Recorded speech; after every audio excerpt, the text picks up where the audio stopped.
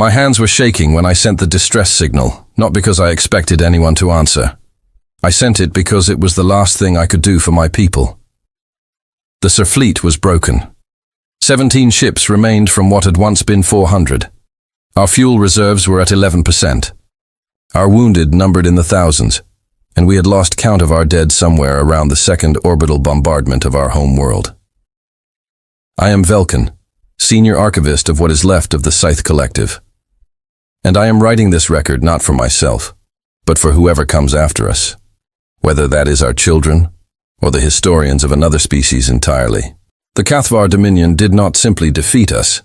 They systematically erased us world by world, station by station, as if they were completing administrative tasks. There was no rage in their campaign, which made it worse somehow. They moved through our space with cold efficiency, glassing our colonies and dismantling our orbital infrastructure before we had even finished evacuating civilians. I watched our home world burn from the bridge of the archive vessel Remembrance, and I recorded everything because that is what archivists do. We record even when recording means watching children run through corridors that are filling with smoke. We escaped because of Navigator Dorn. She plotted a jump sequence through a gravitational anomaly that the Cathvar warships could not follow at speed. She saved 4,000 lives with her mathematics. She died 2 days later from injuries she had hidden so that no one would remove her from her station. I recorded her name at the top of the survivor ledger, which is where it still sits. So when I sent the distress signal, I sent it into the dark the way you drop a stone into a well you believe is empty. You do it because the motion itself matters. You do it because stopping feels like agreeing to disappear. The answer came in 47 minutes. Not a recorded message, a live voice, a human voice speaking in Galactic Common, with a slight accent I did not yet recognize as West African in origin. The voice said, "This is Admiral Yara Oe of the human fleet station Bastion Solace. Your signal indicates severe hull damage and medical emergency. We're reading 17 vessels in your group. We're sending coordinates for a safe approach corridor. Come toward our beacon. We'll sort the rest out when you get here." That was all. No conditions, no questions about what we could offer in return. No diplomatic preamble, just coordinates, and the word come. Fleet Commander Bryn stood beside me on the bridge when we received the message. He was the highest-ranking military officer still alive, which says everything you need to know about what we had survived. He was a quiet man who had not slept in 6 days, and his uniform was still stained from the last emergency he had managed with his own hands. He listened to the message twice, then looked at me and said, "Do we trust them?" I did not have a good answer. Humanity was young by galactic standards, barely a century into faster-than-light travel. We had trade agreements with them and a few scientific exchanges. We knew they were resourceful and occasionally surprising. We did not know what they were in a crisis. We trust the mathematics. I said, "We have 11% fuel.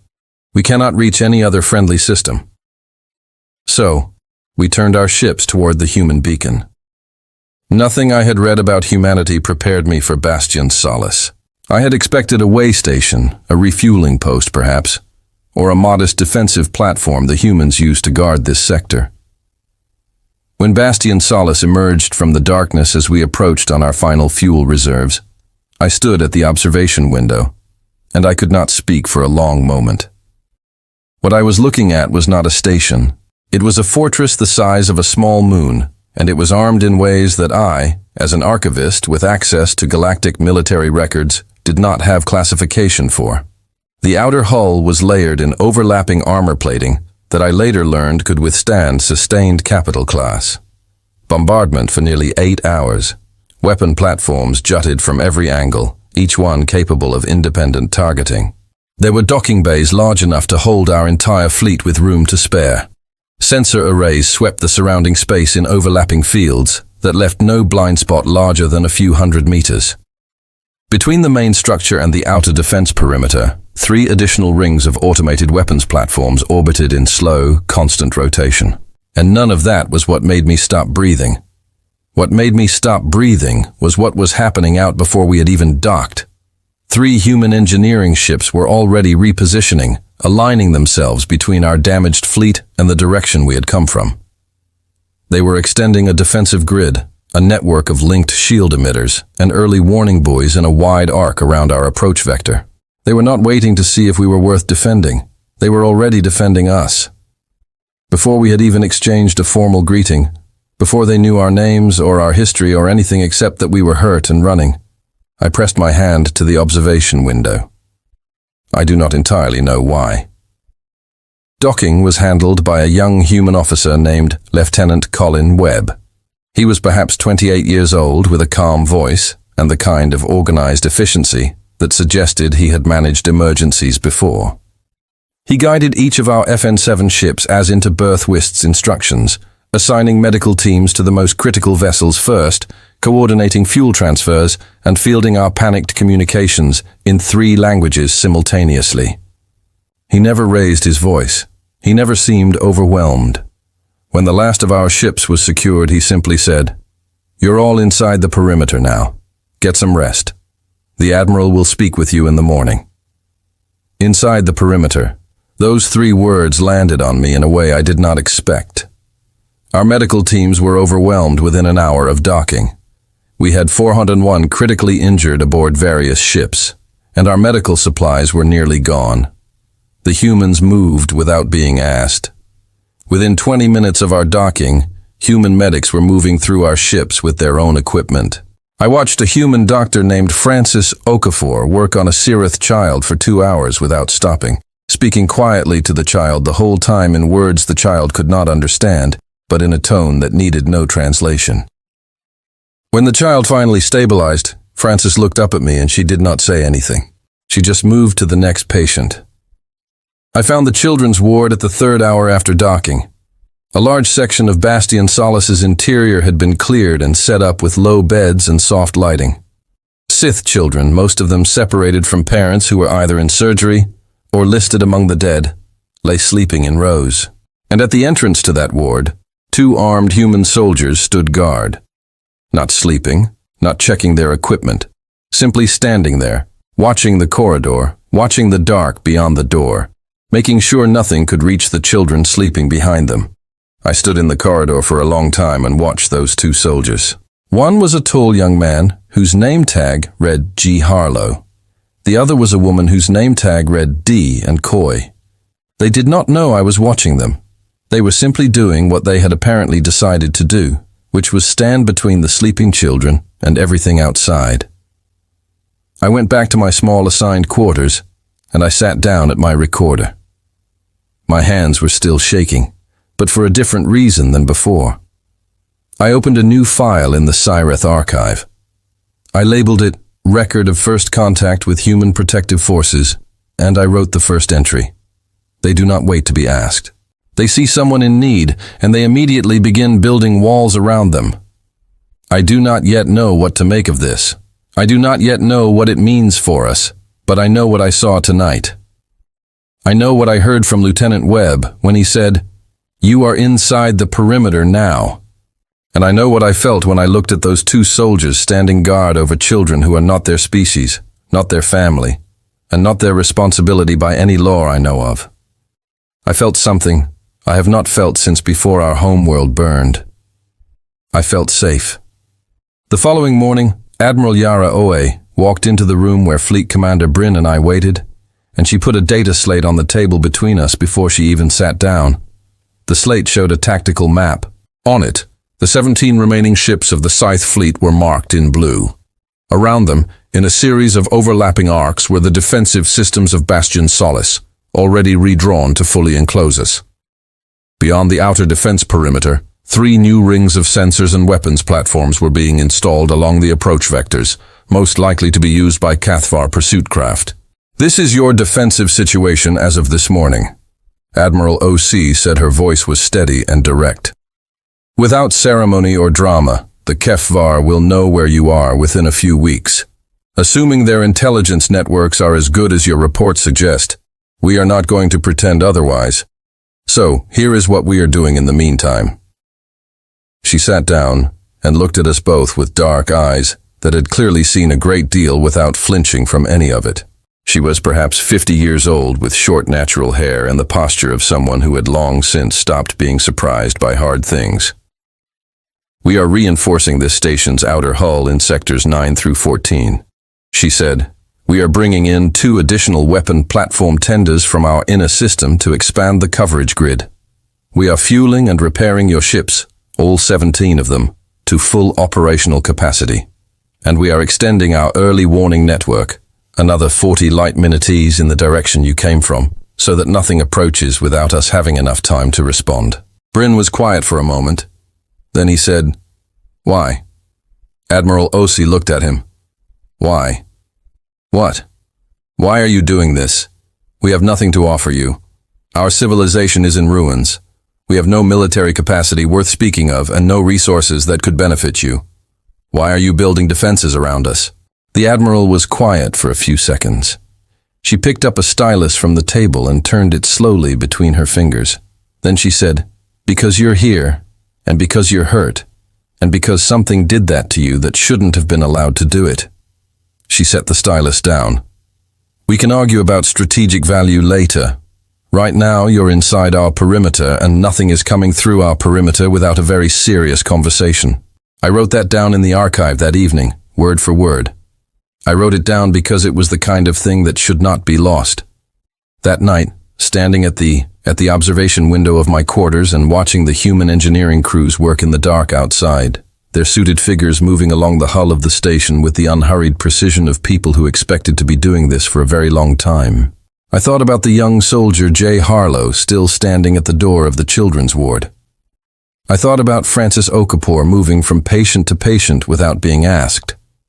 I thought about Lieutenant Webb guiding 17 broken ships to safety with a calm voice and steady hands. Humanity was young. By galactic standards, they were barely out of their own solar system. But there was something in them, some quality I did not yet have a name for, that expressed itself in the same way every time. The moment they decided you were under their protection, they stopped treating it as a decision and started treating it as a fact. You were inside their perimeter, the walls went up. The guards took their positions. The engineers started building in the dark beyond the perimeter. Had better know what it was dealing with, because these people were not building for show. They were building like they expected something to come, and they were building like they intended to be ready for it. And they were building like losing was not an acceptable outcome. I closed my archive file and went to sleep, for the first time in 11 days. In the morning, when I walked to the children's ward to check on the young survivors, Guy Harlow was still at the door. A different woman stood beside him now, but he was still there. He nodded at me when I passed, the quiet nod of someone who has been keeping watch and intends to keep watching. I nodded back, and I thought we sent a signal into the dark because we had nothing left. And something answered, and it was building walls around us before we had even finished saying thank you. The humans did not sleep the way we did. I learned this in the first week aboard Bastion Solace, and it changed how I understood everything that came after the Sur, like most species, with a biological need for deep rest-treated sleep as sacred time. We went to sleep. We were gone from the world for 7 hours. And when we returned, we expected the world to have waited. Humans did not seem to share this expectation. They had developed something called a shift system, which sounds simple, but is in practice a way of making a workforce effectively continuous. There was always a team awake. There was always someone working. When one group finished their shift and went to rest, another group, fully alert and already briefed, picked up exactly where the first had stopped. The result was that in the 3 months after the Cyrith fleet arrived at Bastion Sos, the station never once went quiet. I used to walk the corridors at night during the hours I could not sleep, and the engineering bays were always lit. I could hear the low vibration of construction equipment through the hull at all hours.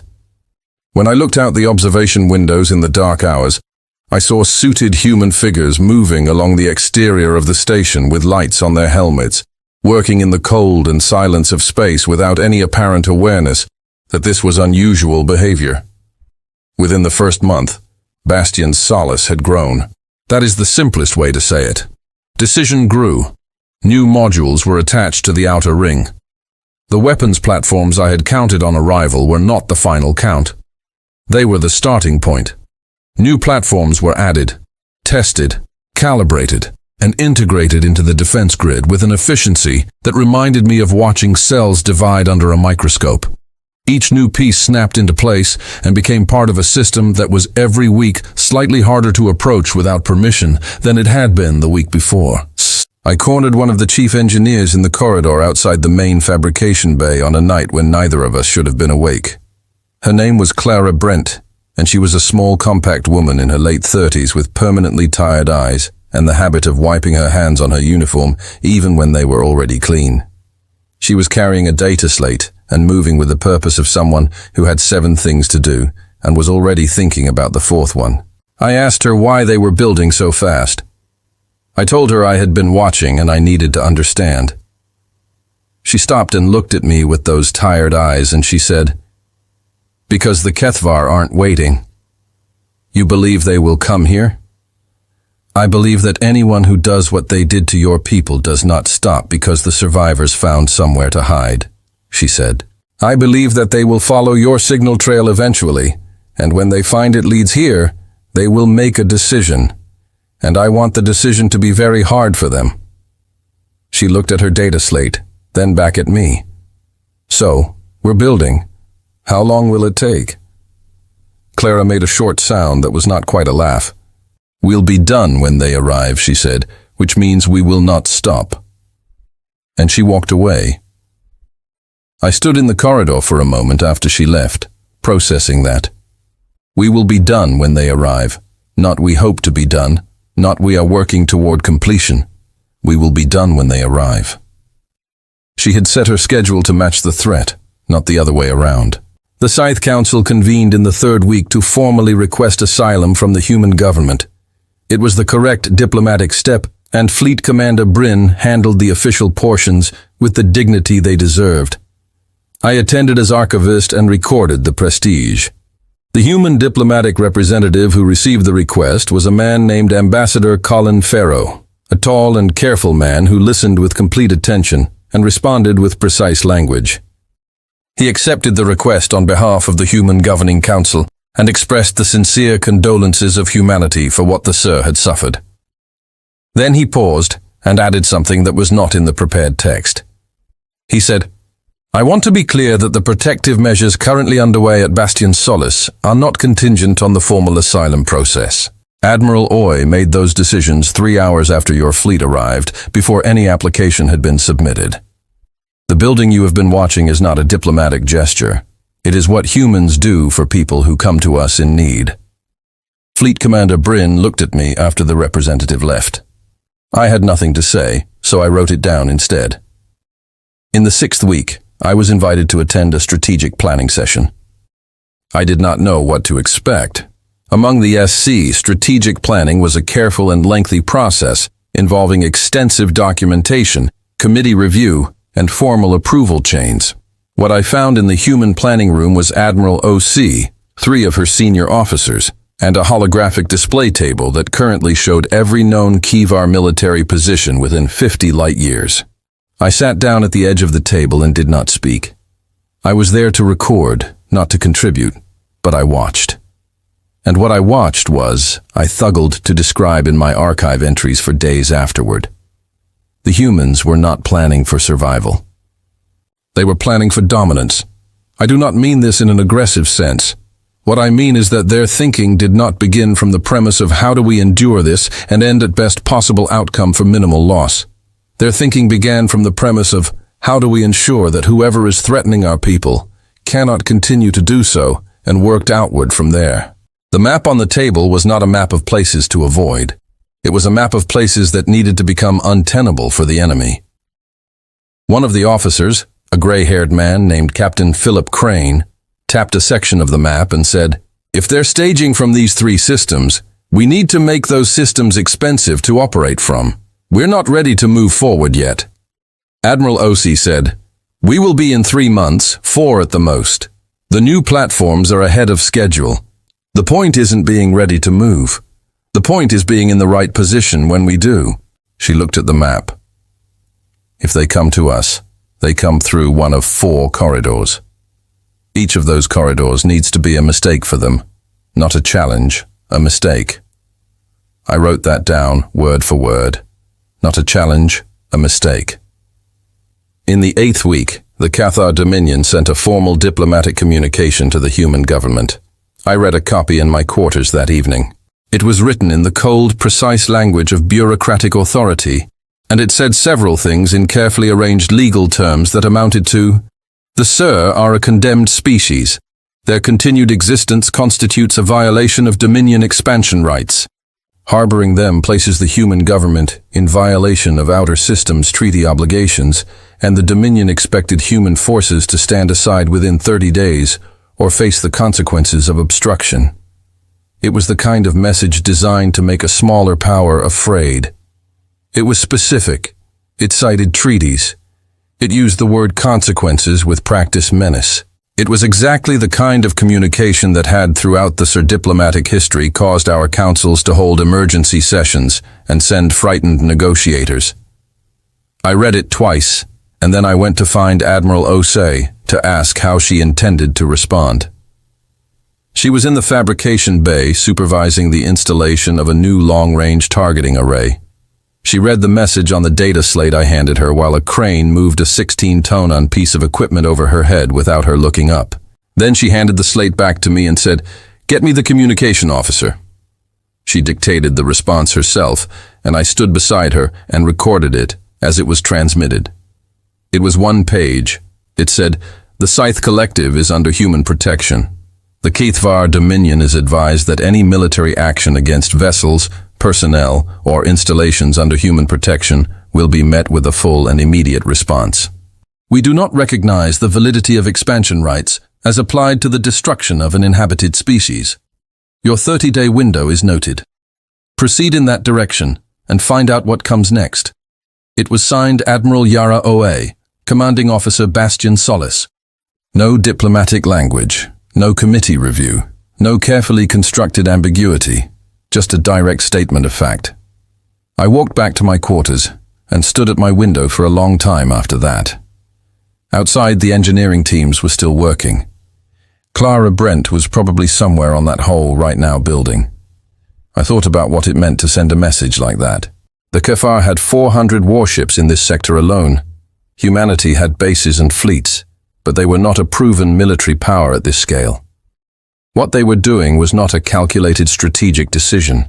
It was a moral one. They had decided what was right, and they were acting on it. And the math of who was bigger had not meaningfully entered the conversation. I opened my archive and I wrote, "I believe I now understand what makes humanity different from every other species I have encountered in 40 years of diplomatic service. It is not their technology. It is not their adaptability. It is not even their frightening capacity for continuous labor. It is this. They do not calculate whether a thing is worth doing before they decide whether it is right. They decide if it is right first, and once they have decided, the calculation of whether it is worth it becomes irrelevant. They will pay whatever it costs. They will build whatever they need.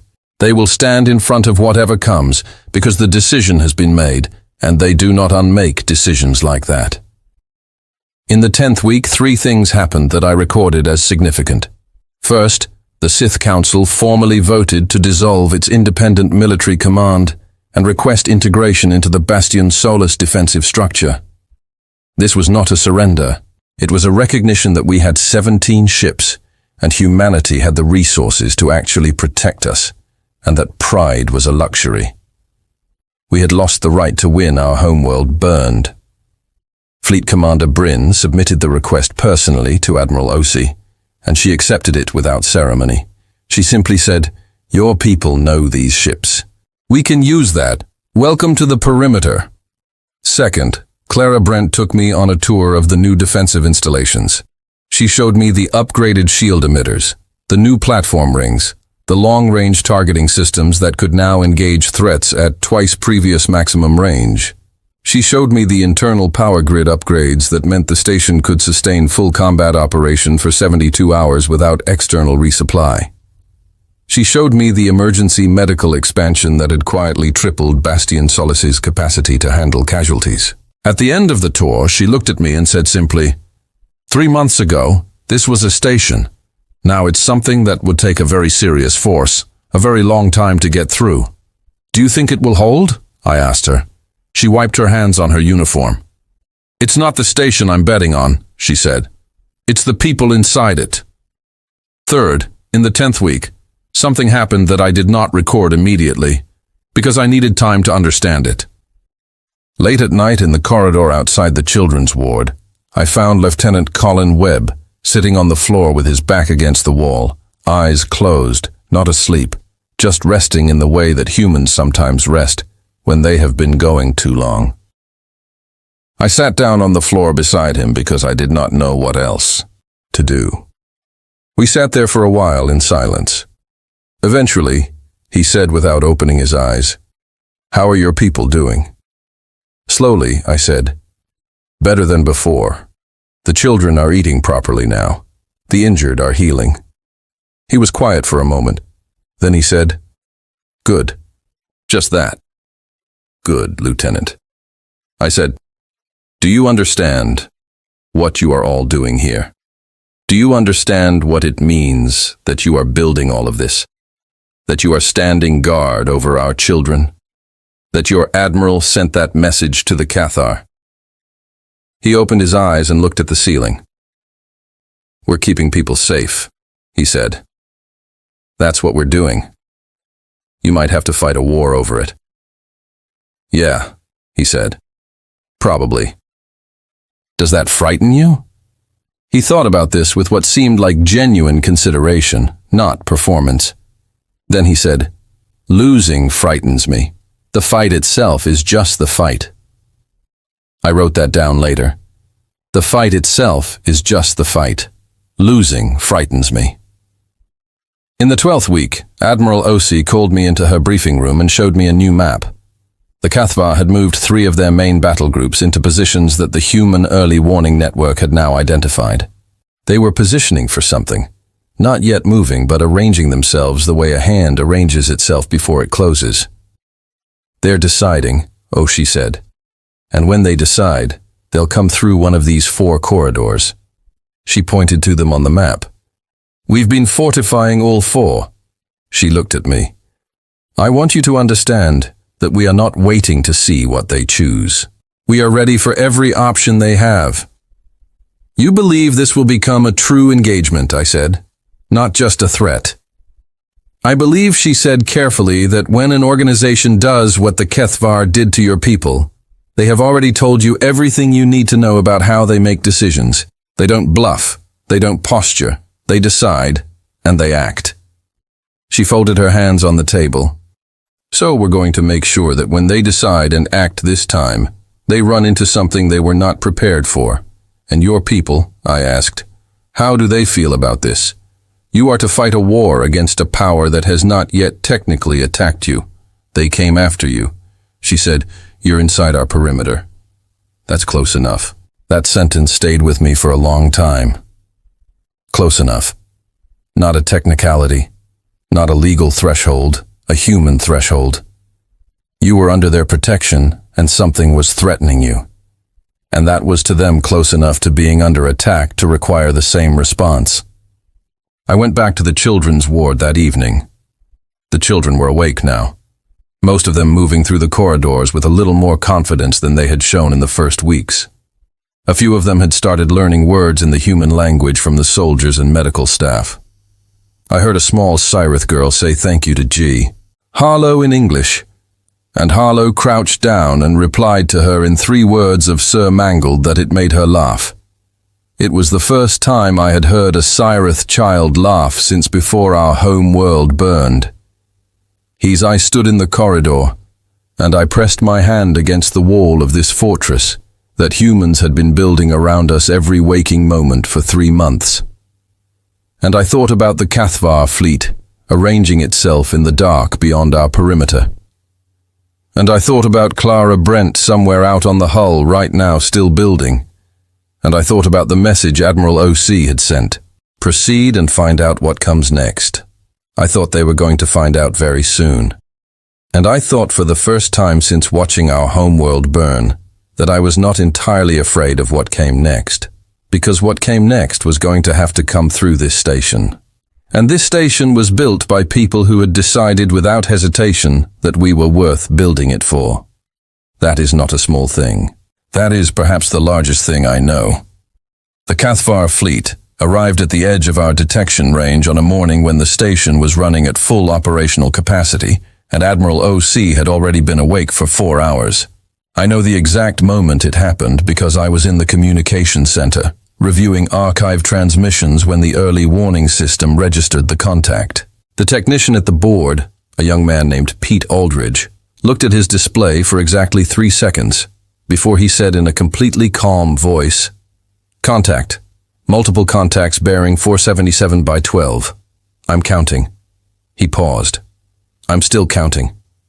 The count reached 416 ships before the leading elements of the HFY fleet fully resolved into sensor range.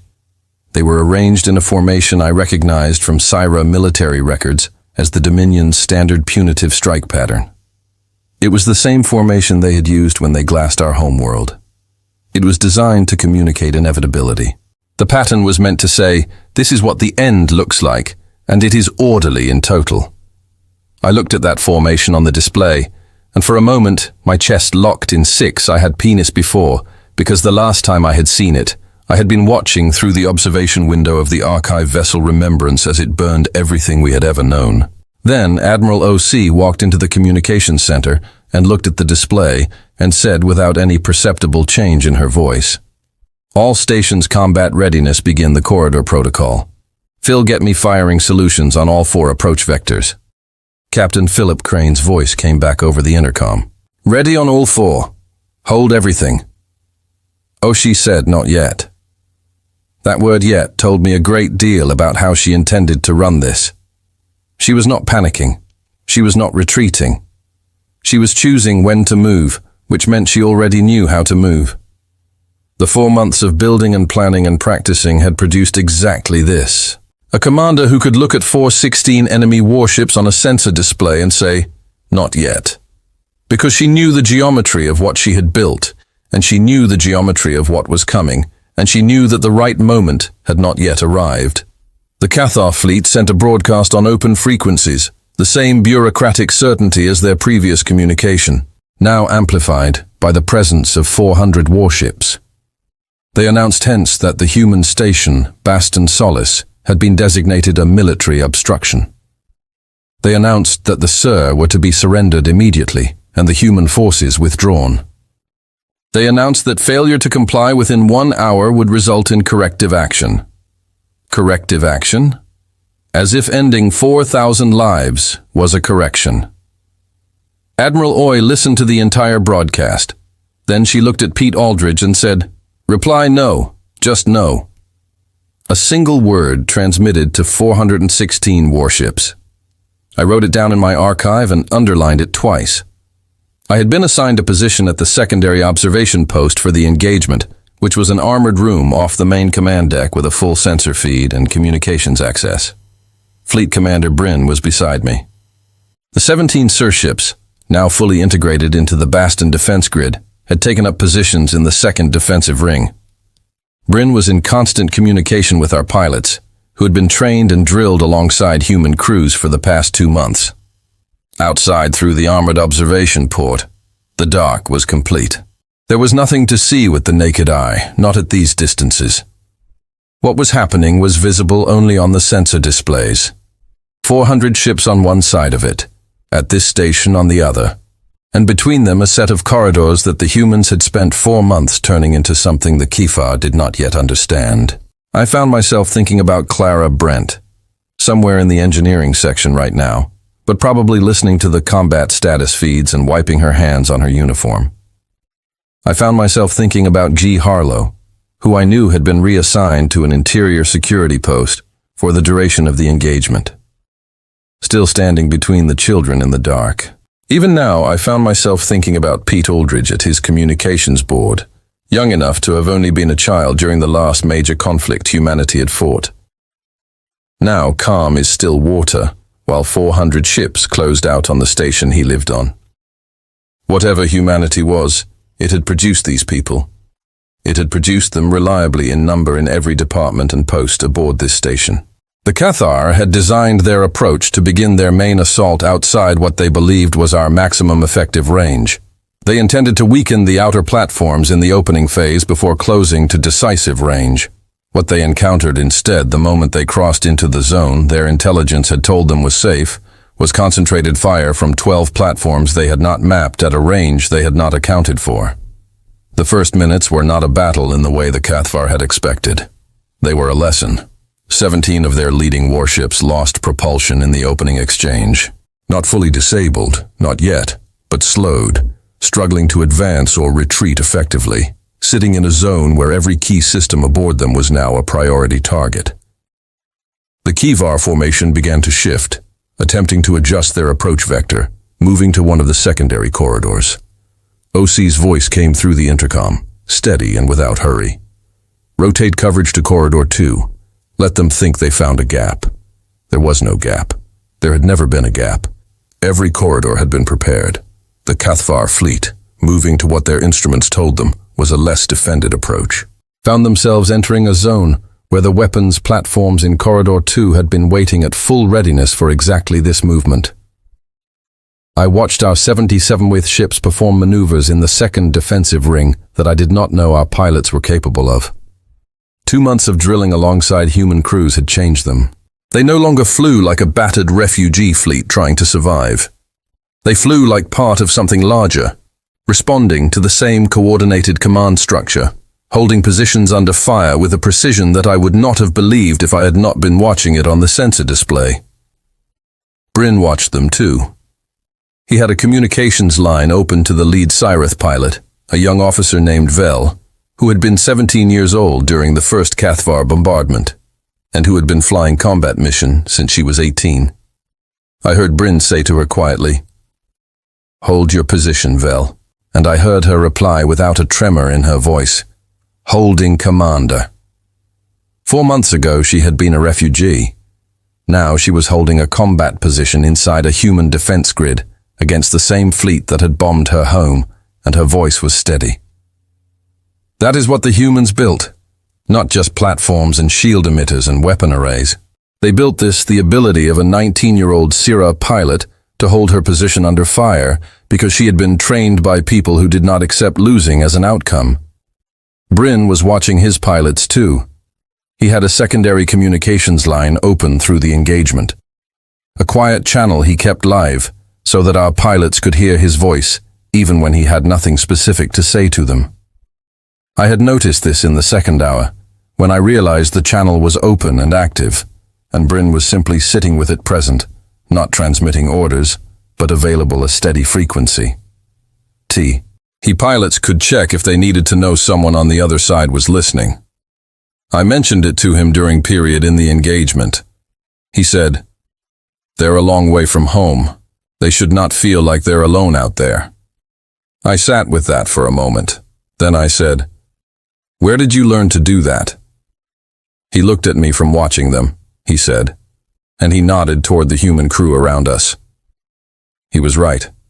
That quality, being present for the people under your protection, even when presence is not tactically required, was not something the Cyrus military had formalized as doctrine. It was something Bryn had absorbed in 4 months of watching how the humans operated and then applied in his own way, in the middle of a battle, because it seemed right. That is a kind of learning that does not happen from training manuals. It happens from being near people who have made certain choices so naturally and so consistently that the choices become visible as choices. Things that can be recognized, borrowed, carried forward. I wrote it down not as strategy as character because the archive is for both. The battle lasted 4 hours and 17 minutes. I say battle, but what happened in the third hour was something I have struggled to describe accurately. The Cathar fleet, having taken serious losses in both primary and secondary approaches, attempted to regroup and push forward in a massed central thrust that was from Syrah military records the Dominion's final option when all tactical flexibility was exhausted. It was a powerful and concentrated advance, Hundreds of ships forming into a single driving force aimed at our center. What OC had not told me, what I did not know about until that moment, was the fortress ships.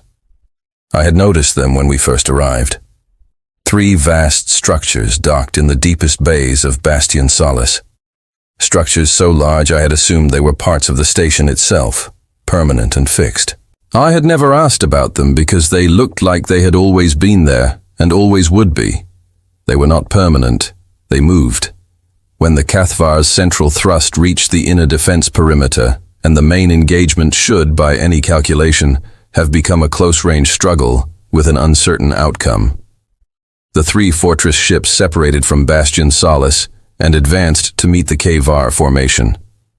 I watched them on the display with a feeling I still do not have a complete word for. They were mobile fortresses, each one as heavily armed as a small military installation, each one capable of independent, sustained combat. And together, they formed a wall that the Cathar's central thrust drove directly into. The Kvar momentum broke against them. Not gradually, quickly. The fortress ships absorbed the thrust, held their positions without retreating a single kilometer, and returned fire with weapons arrays that I watched dismantled the leading Cathar heavy warships in a manner that was, from a purely mechanical standpoint, precise to the point of seeming almost calm. There was no frenzy in it. There was no waste. The fortress ships did what they had been built and positioned and crewed to do, and they did it completely. What I remember most clearly from the 3rd hour of that engagement is not the sensor data, not the weapons exchanges, not even the sight of the fortress ships advancing. What I remember most clearly is the sound of the communications channel. Human voices, steady, brief, and precise, moving between stations across the entire defense network with a practiced rhythm of people who had drilled this so many times that the emergency had become in a strange way ordinary. Not cold, not mechanical, but contained, managed. Each voice doing its single job within a larger system that held together because every person in it understood their role and trusted the people around them to understand theirs. I had been in emergency situations before. I had been aboard Cyrus military vessels during skirmishes on the outer colonial borders. I knew what command channels sounded like when things went badly. There was a particular quality to fear under pressure, a thinning and speeding of voices, a tendency toward redundant communication as people sought confirmation that they had been heard. I recognized that quality. I had heard it on our own bridge when our homeworld burned. I did not hear it on Bastion Solace's communications channel that afternoon. What I heard instead was something I later tried to explain to the Scythe Council when I gave my formal account of the battle and found I could not translate it adequately. The closest I came was this. These people had prepared for this so thoroughly that the worst moments of the engagement felt from the inside like a test they were confident they had studied for. The fear was not absent. I know it was not absent because I spoke to people afterward who told me what they had felt. The fear was there. It had simply been given a specific and limited amount of space to exist in, and the rest of the space was occupied by function. Pete Aldridge, the young communications technician I had been standing near when the fleet was first detected, had been at his board for 6 hours straight by the end of the engagement. When the last contacts went dark on his display, and the channel counts dropped from combat levels to watch levels, he made a brief entry in the engagement log, flagged it as complete, and then put his head down on his arms for about 30 seconds. Just 30 seconds. Then he lifted his head, checked his board, and began running the post-engagement communication protocols. I watched him do this, and I thought that 30 seconds is what the fear looked like. 30 seconds when it was over, and he was certain it was over.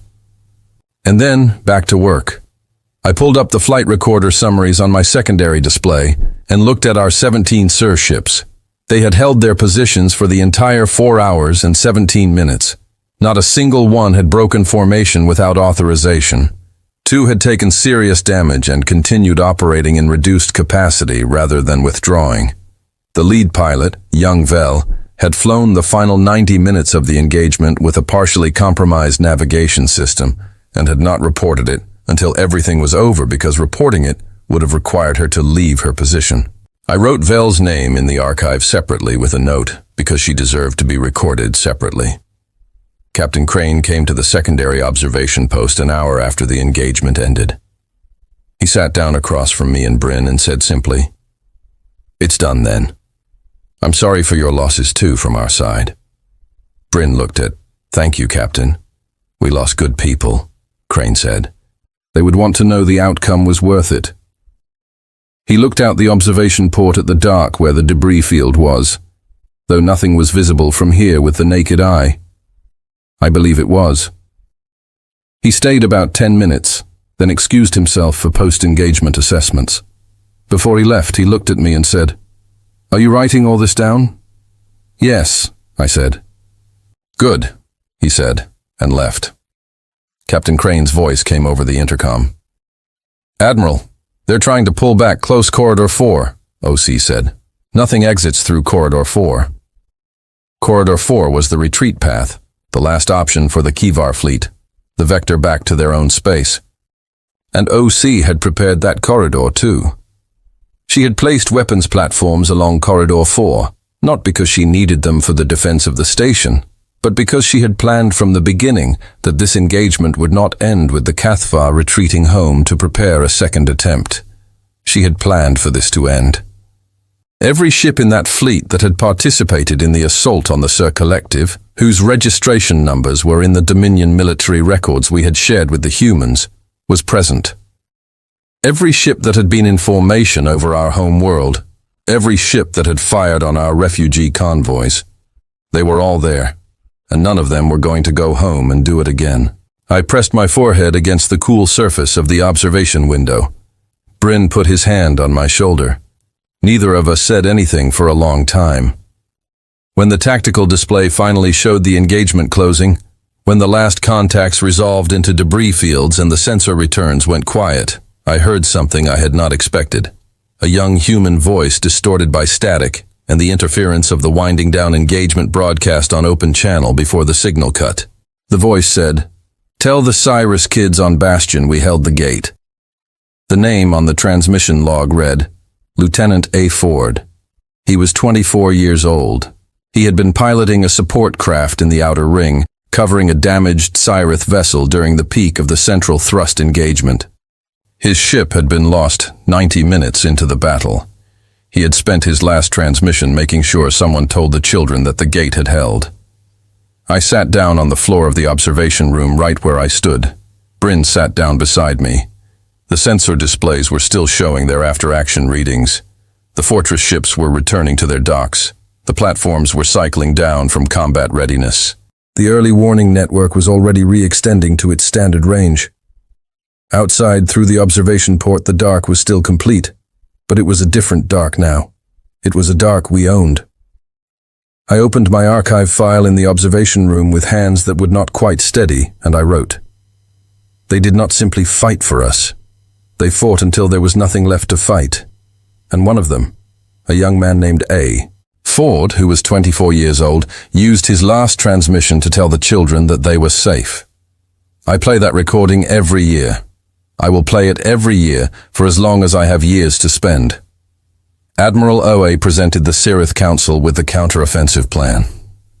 On morning after the battle at Velshari Gate, in a briefing room that still carried the faint smell of burnt systems and recycled air that combat operations always leave behind, Fleet Commander Bryn and I arrived together. Several council members were already seated.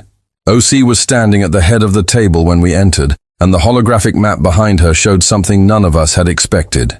It did not show the approach corridors around Bastion Solace, or the defensive network we had just used to hold back 400 warships.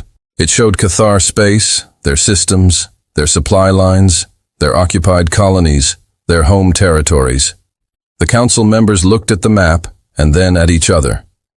Elder Counselor Ran, who had been a senior diplomat for 30 years before the war, and who still carried herself with a precise formality of someone who believed deeply in procedures and proper channels, said Admiral Oe with respect, "We came here to discuss the security situation following yesterday's engagement." "This is the security situation," OC said.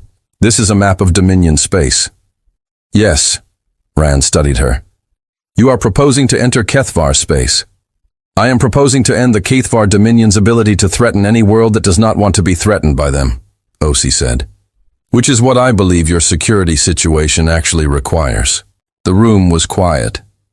I looked around at the faces of the council members. I saw fear on some of them, caution on others, and I understood the fear, because what Osi was describing was not a defensive posture. It was a campaign into the territory of a power that had until yesterday possessed 400 warships in this sector alone. Those 400 were gone now, but the Kethvar Dominion was enormous. They had more. Councillor Ran said carefully. We asked for protection. Admiral, we did not ask for a war. Oi looked at her without impatience. I know, she said. You asked for protection. We're deciding that protection means making sure they cannot try this again. She let that settle for a moment. We understand this goes beyond what you requested. You are welcome to register your objection, but we made a decision when you docked at this station, and that decision does not stop at surviving one engagement. Bryn leaned close to me and said quietly enough that only I heard, she is going to do this regardless. He was right. What I was watching was not a request for permission. It was Oe giving the council the respect of explaining her reasoning before proceeding with something she had already determined was necessary. The humans had put 11,000 people into this conflict, and some of them had not come back.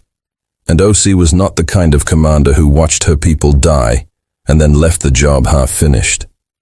When the council members filed out after the briefing, each of them carrying the slightly stunned composure of people who had been overtaken by events they had not prepared for, OC stopped me at the door. I need you with us, she said. In the field, you want me to come? I want a record of every world we liberate, of every person we find, every name, every colony, every piece of what was taken. She paused. Because this campaign belongs to your people as much as it belongs to anyone. And I want the archive to say that. I said yes, without hesitating. The campaign moved through Kethvar space with a momentum that the Dominion's scattered remaining forces could not meaningfully interrupt. They had lost their primary fleet at Velar Gate. What remained was spread across dozens of systems, expecting to receive reinforcement that was not coming. Operating on a command structure whose center we had taken apart, the humans moved with a calm precision of people, thought very carefully about what order things needed to happen in, and were simply executing that order. But at every world they reached, they stopped. That is the thing I want to be precise about because it is the thing that reveals most clearly what humans actually are. When they moved through the world, they stopped and they built. The first liberated Cyrus colony world we reached was called Velur, a small agricultural world occupied by the Cathar for 2 years. When we arrived in orbit, the human fleet dispatched engineering ships and medical teams before the ground situation was even fully resolved. I went down to the surface with the advanced team. Velur had been changed in the way occupied worlds are always changed, which is to say that everything which had made it a home had been systematically replaced by everything that made it useful to whoever controlled it. The food production systems that had fed the Scythe colonist had been dismantled. Kevvar extraction operations had taken their place. The people who remained were quiet and thin and careful, watching us from windows and doorways with eyes that had learned over 2 years to wait before trusting anything that arrived from orbit. A woman came out of one of the intact colony buildings and stood at the edge of the landing area. She looked at the human soldiers who had secured the perimeter. And then she looked at me and she recognized a Sirith face where she had not expected to see one. And she said in Sirith that was rough from 2 years of having no one to speak it with. Is it over?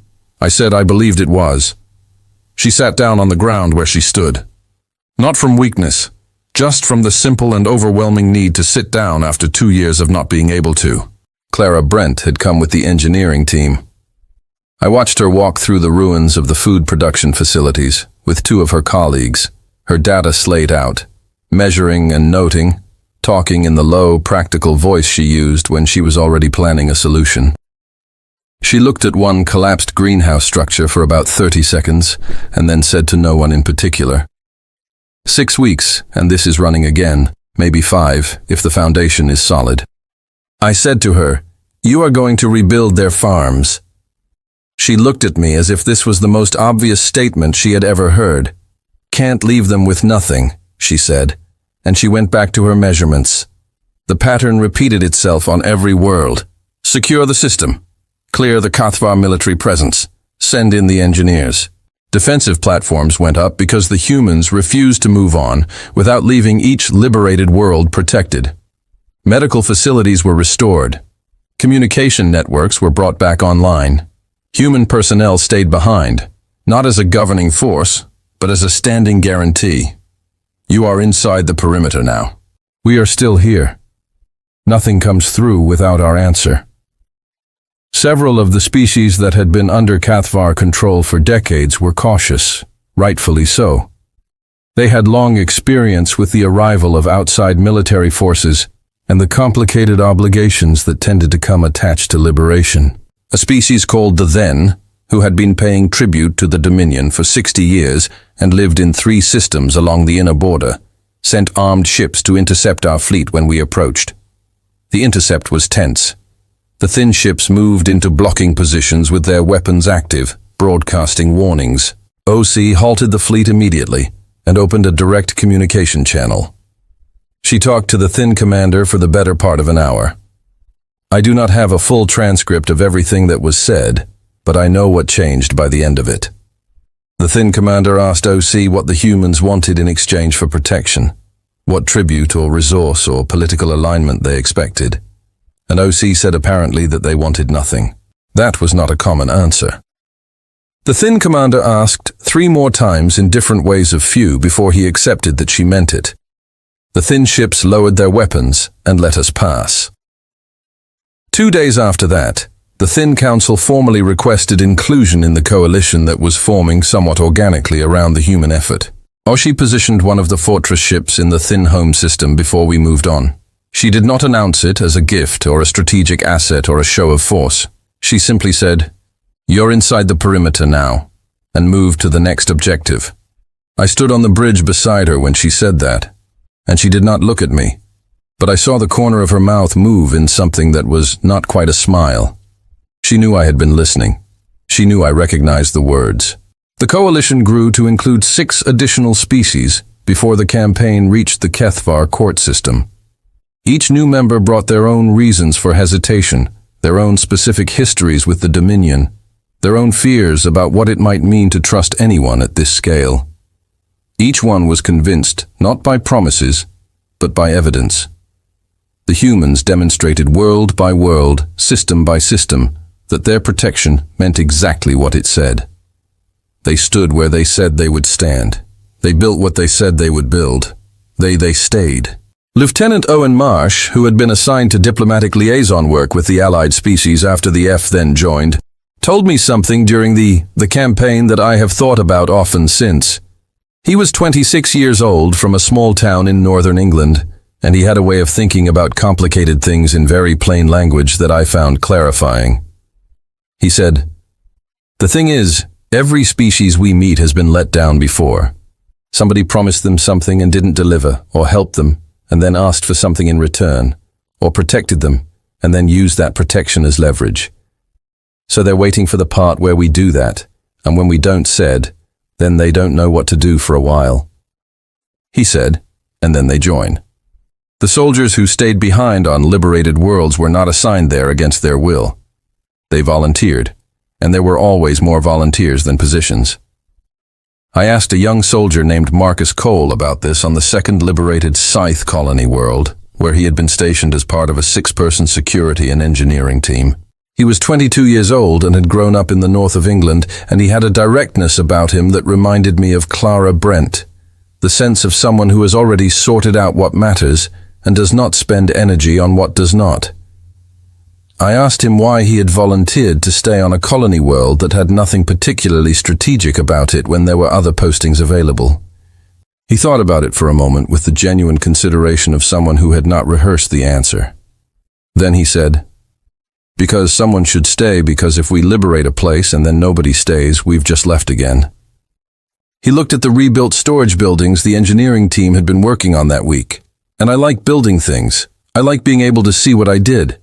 I recorded his name in the archive the same way I recorded the names of the pilots and the commanders, because Marcus Cole, standing on a liberated colony world saying, "I like being able to see what I did," is not a small thing. It is not a footnote. It is in many ways the whole point. The humans did not understand how to take credit for things that did not look like victories. But staying behind and building storage facilities on a colony world that nobody is going to write histories about is what makes everything else mean something. One moment from the campaign stays with me above all the operational details, and it happened on a world called Oresh, which had been under Keithvar control for 11 years and had never been a Cyrus world. The people of Oresh were a species called the Vessi, bipedal, and gray-skinned with large, light-adapted eyes, and they had spent 11 years learning to make themselves as unnoticeable as possible, because visibility under Cathar occupation had led to conscription, relocation, or worse. When our fleet arrived in orbit and the Cathar garrison withdrew, the Varesi did not come out to meet us. They watched from windows. They sent one representative to the landing area, a middle-aged Varesi woman who gave her name as Ores, and asked in careful Galactic common what we intended to do now that we controlled their world. OC came down herself. She stood in the open landing area and said, "We don't intend to control your world. We're going to make sure it can't be controlled by anyone without your permission." Oris studied her with those large, cautious eyes. "And what does that cost?" "Nothing from you," Oi said. "Everything has a cost." "Yes," Oi said. "Ours is that we have to live with ourselves if we don't do it. So we do it." There was a long silence. D. Burris. Oris looked at the defense platforms the human engineering teams were already installing in orbit, at the shield emitters being positioned, at the communication arrays being restored to the surface infrastructure. Then she said very quietly, "I have not felt safe on this world in 11 years. Oz looked at her and did not say anything. She did not need to. The Vessi joined the coalition. 3 weeks later, their representative was OS herself, who turned out to have a deep background in interstellar law and a talent for negotiation that improved almost every agreement she participated in. Owen Marsh told me she was the best diplomatic mind he had worked with, which he said with genuine admiration and no apparent awareness that this said something important about what a species becomes when it finally has the safety to be fully itself. I wrote that down too. It belongs in the archive next to the battle records. The Cathvar ruling council attempted to negotiate a conditional surrender in the final weeks of the campaign. They routed their proposals through 3 layers of intermediaries trying to reach the human government directly and negotiate a settlement that would avoid the humiliation of a formal defeat.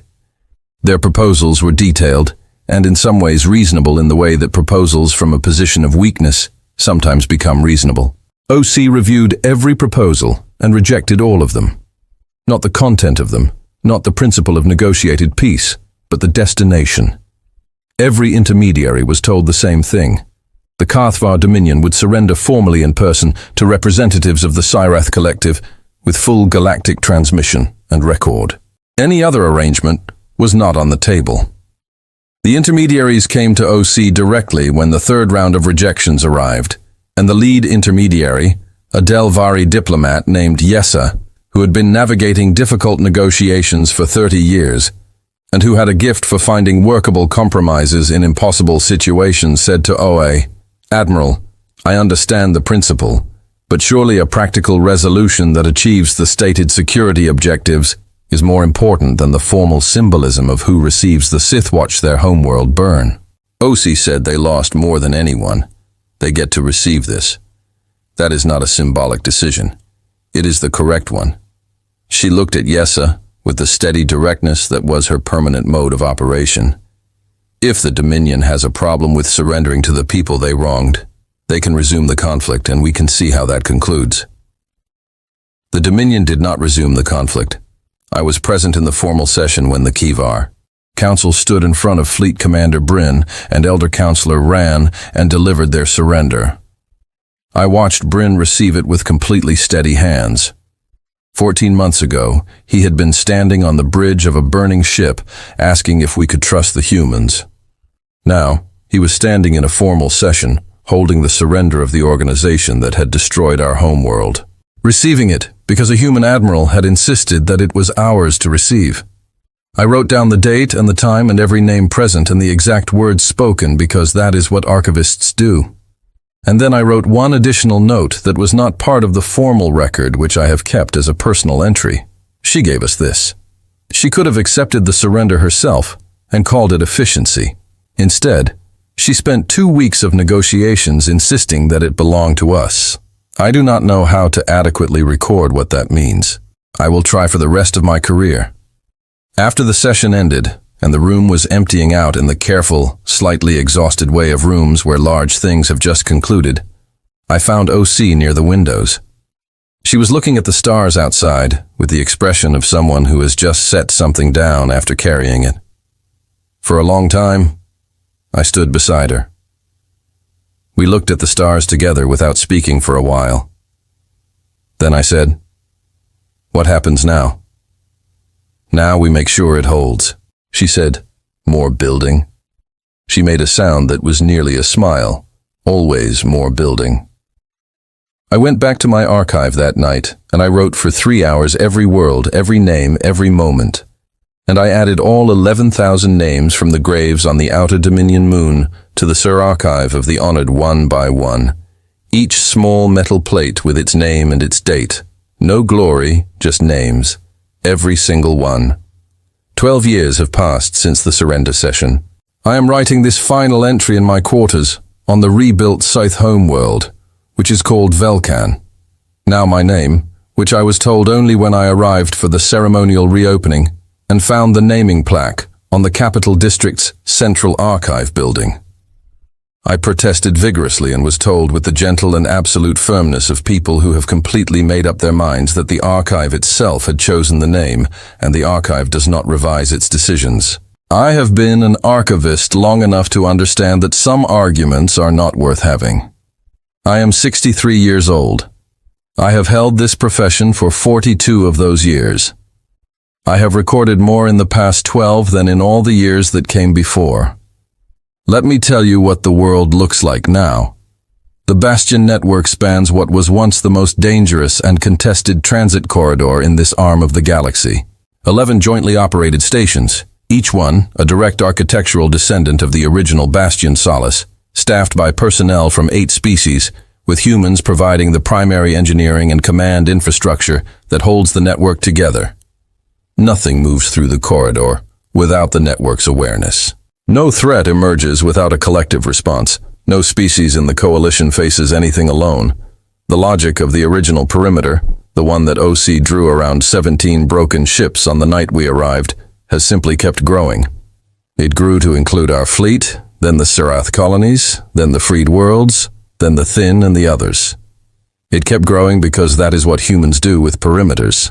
They are never quite finished, because there is always one more world on the other side that does not yet have protection.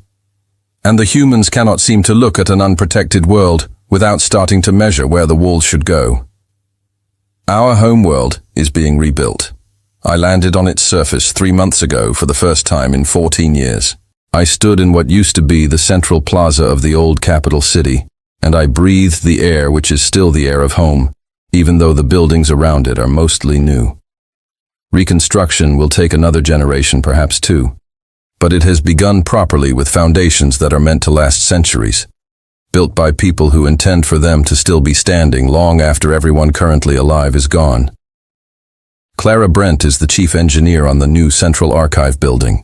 She is in her mid-50s now, her hair more gray than it used to be, and she still wipes her hands on her uniform, even in the middle of a conversation that has nothing to do with engineering. When I told her I wanted to speak with her for this final record, she said she would be free in about an hour. And then 3 hours passed because something in the foundation drainage required her attention. And when she finally sat down across from me on the steps of the half-finished building with the pale afternoon light of the Sereth homeworld on her face, she said. Sorry about that. Where were we everywhere? I told her, you have been everywhere. The smile she gave me at that was the most unguarded expression I had seen on her face in 12 years. I asked her what all of it had meant to her, not the strategy or the politics, the whole of it. From the night the Cirth fleet arrived at Bastion Solace to this afternoon on a homeworld she helped to rebuild. She was quiet for a while. She looked at the construction site around us, at the scaffolding and the new stone and the workers from 5 different species moving around each other with the easy comfort of people who have been doing this long enough to not need to think about it. It meant we got it right. She said this one time for these people when it counted. We got it right. She looked at me. That matters. That has to count. It counts. I told her it is in the archive. I am sitting with Admiral Yara Oe now at her home on the coast of the second rebuilt Scythe colony world. This world is named Velshari for the gate her people held. She chose to live here after her retirement.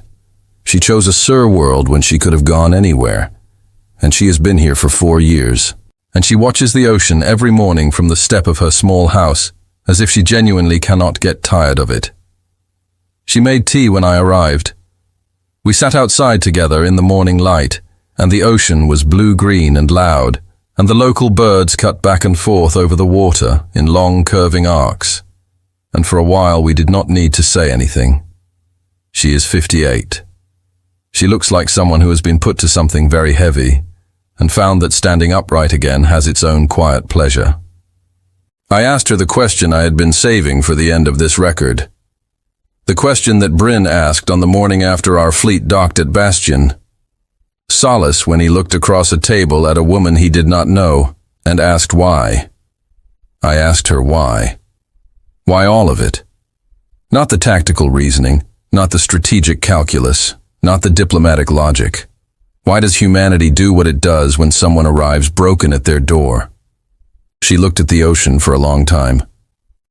Then she said, we were alone once a very long time ago before we had any of this on a small and ordinary world that the rest of the galaxy did not know about.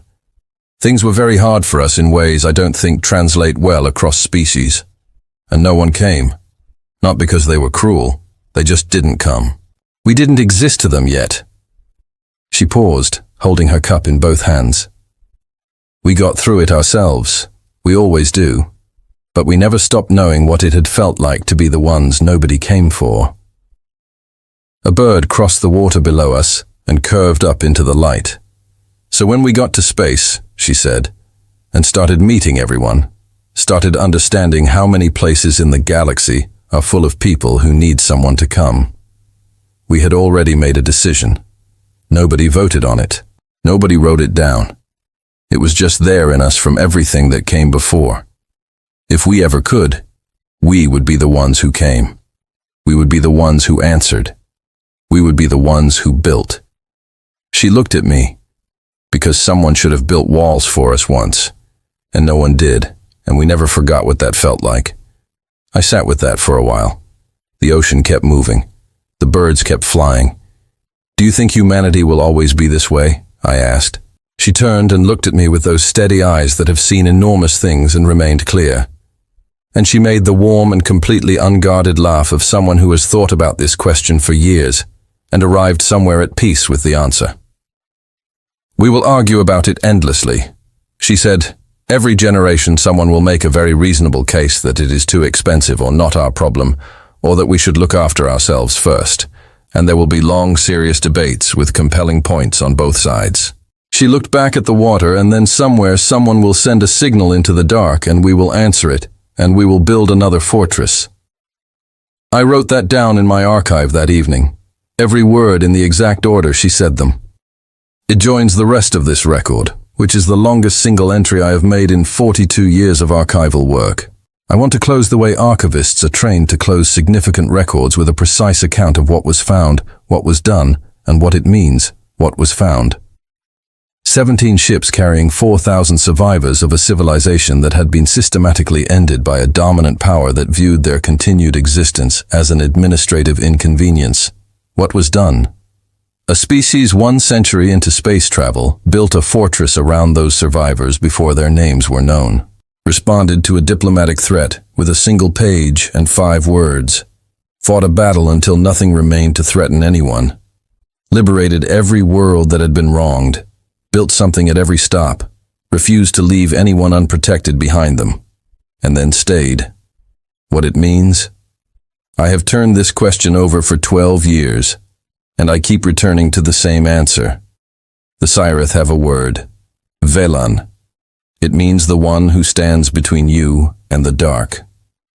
It comes from an old time before space travel, when the dark meant the actual darkness of a world, without enough light in the things that move through it. We used the word for those who held the perimeter so that others could rest. It had not been used much in the modern age because the modern age had not produced many people who fully deserved it. We are using it again. We are using it for humans, specifically officially, by vote of the Scythe Council, recorded in the archive permanent and without expiration. But I want to end with a memory rather than a word because the archive is for memories too, not only for events. The SCH Collective is not the same civilization that fled its homeworld on 17 broken ships. That civilization was shocked and devastated and running, and it is not an insult to our history to say so. We were those things. What we are now is something that came after those things. And it is worth saying clearly what the difference is. We are not larger now, though our numbers have grown. We are not more powerful in the military sense, though the protection of the Bastion network means. We do not face threats the way we once did. What is different is something I have been trying to name for 12 years and have only recently found words for. We are not afraid of the dark anymore, not in the way we were. The fear is not gone because fear is a functional response to genuine danger, and the galaxy is not without genuine danger. But the specific fear of existing in a universe that might decide your species is expandable. The fear that kept our council in permanent emergency session for 2 generations before the war, and which shaped every diplomatic calculation we made in my lifetime as an archivist. That fear has changed its shape. It changed its shape because of what we know now. We know from direct experience recorded in this archive and in the memories of every Sirith alive today that the universe also contains the kind of people who build walls, the kind who answer signals, the kind who stand at the door of a children's ward through a long night because it is the right place to be. The fear does not go away, but it shares the space with something else now, something that was not there before. I asked OC once in a conversation I did not record at the time, because I was not carrying my recorder, whether she thought the Sirith had changed since the war. She said she had noticed us becoming more willing to speak first in coalition meetings. I said I thought that was accurate.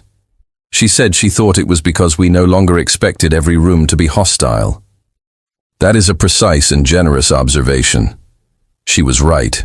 We had spent so many years in rooms where we assumed hostility that we had forgotten rooms could be otherwise. And then we spent a decade in rooms where someone had decided without being asked to make the room safe. And we started to speak first. If that is all the humans had done, if the only thing that came from all of this was that the Sirith people learned to speak first in rooms, it would still be worth everything it cost. G. Harlow is 42 years old now. He still lives on a Psi world, which he did not plan when he first came. He arrived for the reconstruction work as a structural surveyor and later a project engineer. And somewhere in those years of work, he stopped thinking of it as a temporary assignment and started thinking of it as home. He has a small house near the coast, about 3 kilometers from OC's. He said to me once when I asked him why he stayed, that he likes being near people who understand what they came from. There are others like him. Frances Okafor is now the Senior Medical Director for 3 Scythe Colony Worlds, having formally requested the posting when her service contract ended and she could have gone home. She said at the press briefing where she announced it that she was not finished yet, which was the most Frances Okafor thing I could imagine anyone saying. She is 62 years old, and she works the way she has always worked continuously, and the rebuilt Cyrus worlds are healthier because of what she built here. Pete Aldridge became the communications director for the Bastion Network Central Coordination Hub. He is 36 now, running an operation of extraordinary complexity with the same quality I first noticed in him at his board during the battle. That fundamental calm under pressure that the humans seem to train for more deeply than anything else. When I visited the hub last year, Pete showed me the wall in the main communications center, where they had put the names of everyone who died at Velshari Gate. He looked at it for a moment and said, "We owe them the thing staying built." Owen Marsh left the military after the campaign and became one of the primary diplomatic architects of what is now called the New Compact, the governing framework of the coalition. It is not a perfect document. Owen will describe its imperfections to you at length because he knows them intimately, but it holds and it grows, and it is the foundation of the perimeter that now covers more worlds than anyone expected it to cover when it was first drawn around 17 broken ships. There is a small memorial on Bastion Solace near the docking bays where our fleet was berthed on the first night. The station's crew added it 6 years ago after a proposal from one of the officers who now serves aboard it, which is its own remarkable thing. Cyrath officers serve at every level of the Bastion network now, including command positions. The memorial is a panel of dark metal with 2 things on it. The first is the date our fleet arrived. The second is a quote from my own archive, which remains the strangest experience I have ever had as a writer reading my own words on a wall. They do not wait to be asked. They see someone in need, and they immediately begin building walls around them. I stand in front of that panel every time I visit the station. It still does to me what it did the first time I read it there unexpectedly. On an inspection visit 3 years after the installation, it stops me not from sadness, from something harder to name. The specific feeling you get when you realize that something you lived through has become for others history. It is history now. But it was real first. It was real, and it was done by people with names and faces and habits and the particular quality of not waiting to be asked. I will spend the years I have left finding the names I do not yet know and writing them down, because that is what archivists do, and because they deserve it. On the day I returned to the Siri homeworld, before any ceremony, before the naming of the capital district, I stood alone at the edge of what had been the central plaza of the old city. The buildings around me were ruins in various stages of clearance. The ground under my feet still held the evidence of what had happened. I stood there without moving for a long time. Then I heard footsteps. I turned around, and it was G. Harlow, older, late 30s, no longer in uniform, working with the reconstruction team as a structural surveyor. He had been on this world for 6 months. He had not known I was coming. We looked at each other, and neither of us tried to find words that were adequate, because there were no words adequate to it, and we both seemed to understand that at the same time. So he did not say anything, and I did not say anything. He nodded the same quiet nod he had given me in the corridor of Bastion Solace on the first night when the children were sleeping behind him, and the dark waited outside. I nodded back. He turned and walked back to his work. I watched him cross the ruined plaza with his measuring equipment and his data slate, moving toward the section of the site where the new archive building was going to Saint, because that was what he had been asked to survey this week. He stopped at